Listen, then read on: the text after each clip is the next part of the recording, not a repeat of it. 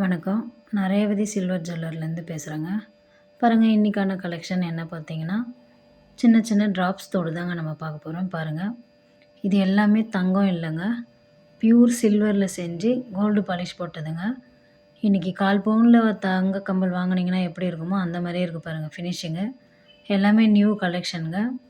இதில் நிறைய டிசைன்ஸும் கலெக்ஷனும் நம்மக்கிட்ட அவைலபிளாக இருக்குங்க. இது உங்களுக்கு பிடிச்சதுன்னா இந்த ஸ்க்ரீனில் தெரிகிற வாட்ஸ்அப் நம்பருக்கு கால் பண்ணுங்கள்.